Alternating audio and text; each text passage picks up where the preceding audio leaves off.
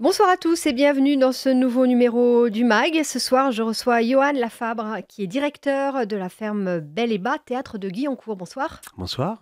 Avec vous, on va parler de la suite de cette saison 2016-2017.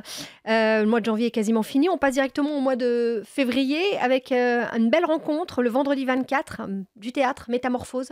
Absolument. Nouvelle création d'Aurélie Van Dendal, artiste en résidence à la ferme de Belle et Bas pour 3 années. Le public de la ferme commence à bien connaître le travail de cette jeune artiste. Métamorphose, ce sera un travail autour d'Ovide, Ovide et Ted Hughes, un travail sur les grands mythes, Narcisse, tous ces mythes qu'on connaît parfois sans toujours les identifier. Et ce sera un travail à la fois poétique et je dirais magique d'une certaine façon. Vendredi 24 février, donc 2 jours après, un spectacle qui nous intéresse particulièrement, nous ici à Sensation, les 7 dernières paroles du Christ. Nous sommes partenaires de ce beau spectacle musical. Oui, Bernard Lemonnier, les solistes de Versailles. Ce sera le 4e concert du cycle Sacrée Musique, les 7 dernières paroles du Christ. Une très très belle partition de Joseph Haydn, donnée dans sa version initiale pour quatuor à cordes. Une œuvre d'une vraiment très très grande expressivité, absolument. Ça se jouera à l'église Saint-Victor de Guyancourt. Et ce sera à 16h, si je ne Absolument. m'abuse. Un dimanche, voilà. Voilà. On passe au mois de mars avec un rendez-vous important, une programmation Temps des femmes. Expliquez-nous ça. Oui, alors chaque année, le mois de mars est consacré dans toute la ville de Guyancourt. Il ne s'agit pas que du théâtre, mais également des autres équipements culturels, associatifs, sportifs. Voilà, la ville de Guyancourt consacre traditionnellement son mois de mars à la Journée internationale des droits des femmes. Et donc, on retrouve toute une programmation autour de cette thématique. Donc, on aura plusieurs spectacles, soit créés par des femmes, soit sur les sujets, on va dire, connexes aux droits des femmes. Voilà. Ça s'inscrira d'ailleurs, en ce qui concerne le théâtre, dans un double temps, puisqu'il y a le temps des femmes pour Guyancourt et le festival féminin pluriel, qui est le festival de création féminine initié par Créative, le réseau des théâtres des Yvelines. Alors, qu'est-ce que vous proposez, vous, particulièrement, dans cette programmation ? Alors, on recevra Flamme, qui est la nouvelle création d'Ahmed Madani, une création très, très attendue, qui a très, très bien fonctionné à Paris, et où Ahmed Madani donne la parole à 9 jeunes femmes issues des quartiers populaires, issues des banlieues, et ça questionne tout le rapport de ces jeunes femmes à la France d'aujourd'hui. Un très, très beau spectacle en perspective. Mercredi 8 mars, je précise. Mercredi 8 mars, voilà, la date, effectivement. Et pile poil la date de la journée. Évoque bien le sujet. On aura également Vives et Vaillantes, qui sera un travail d'Isabelle Olivier, harpiste de jazz, et Praline Guépara, conteuse, artiste associée à la ferme de Belle et Bas. Et là, c'est un travail de création avec les habitantes du quartier du Pont du Routoir de Guyancourt, où là, on est vraiment dans la valorisation du patrimoine, mais on va dire pour l'occasion du matrimoine culturel des femmes. Et comment participent-elles alors ? Elles racontent leurs histoires, et c'est un spectacle qui va mélanger les contes traditionnels, le répertoire de contes de Praline Guépara et les récits de ces femmes d'aujourd'hui. Voilà, tout ça accompagné donc par Isabelle Olivier, qui improvise avec sa harpe comme elle sait si bien le faire. Ça veut dire qu'elles ont travaillé depuis plusieurs mois sur ce spectacle entre Absolument, elles ? oui, Voilà. oui, absolument. Le travail a commencé dès le mois d'octobre. Et voilà, il s'achèvera par cette représentation. D'ailleurs, j'en profite pour préciser que le même spectacle jouera la veille au Théâtre Ridis à Plaisir, qui est un de nos partenaires sur cette opération. Également, donc Vive et Vaillante le samedi 11 à 18h. Oui. Un autre spectacle de cette programmation ? Deux jeunes metteuses en scène, Hélène François, Émilie Van de Mel, le groupe ACM, qui vont nous montrer que on peut, contre toute attente, avoir une proposition féministe à partir d'un texte de Georges Feydeau. Voilà, on sait comment le théâtre de boulevard manie parfois les clichés de manière... Et notamment Feydeau. Voilà, et de manière assez sexiste, Ouais. voire parfois misogyne.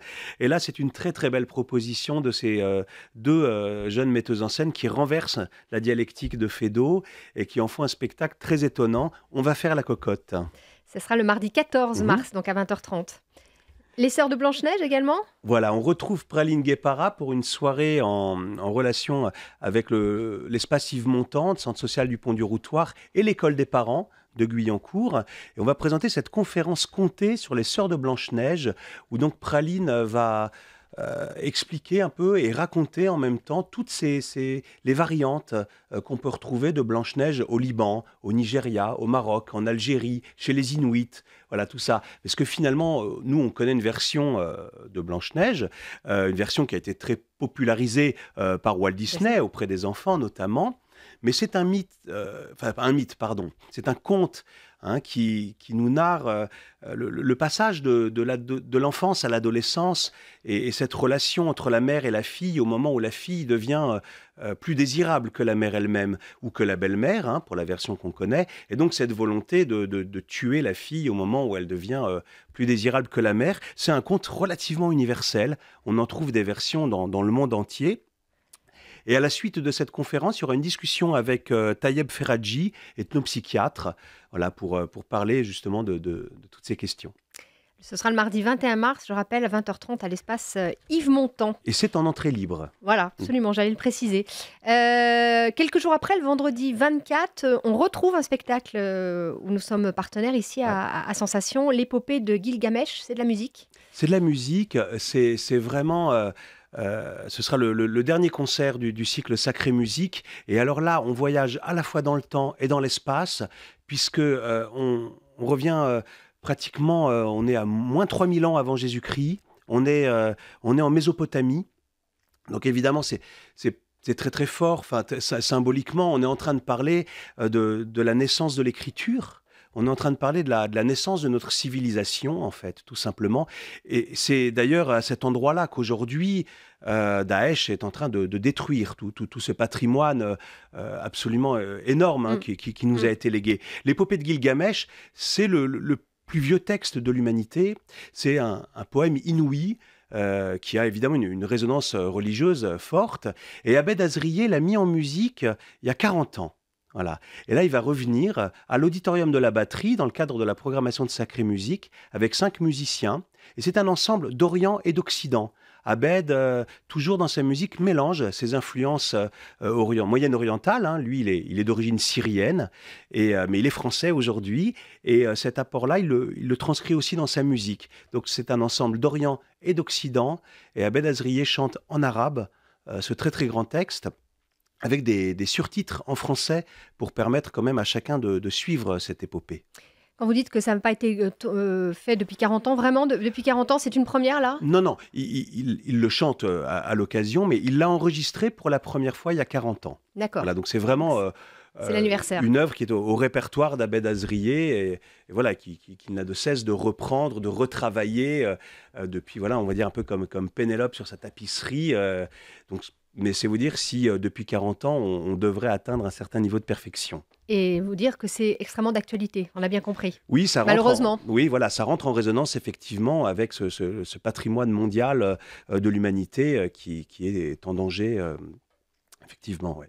Vendredi 24 mars à 20h30, auditorium de la Batterie, donc l'épopée de Gilgamesh.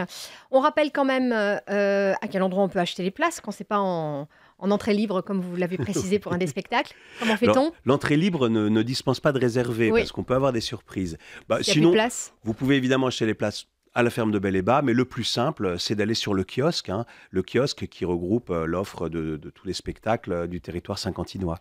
Et votre site internet pour finir?